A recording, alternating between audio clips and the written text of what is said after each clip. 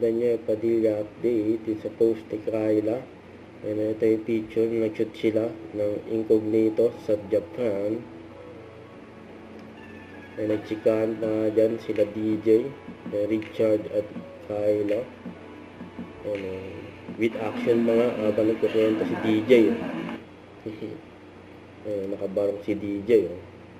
And during taping ng incognito dyan sa Tacloban, kasama.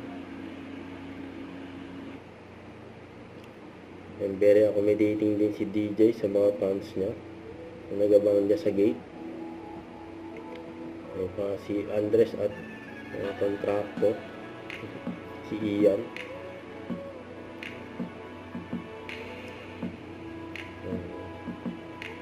Pinuntahan talaga nila DJ. Sa Ian yung mga fans nila dyan sa gate.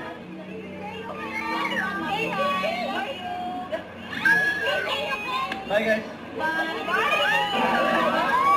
Pinagkaguluhan dyan si DJ sa Tacloban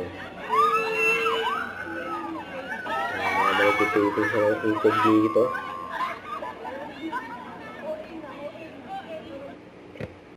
Don't forget to subscribe, click the notification bell for more updates. This is with your reaction vlog. Stay tuned for more videos. See ya.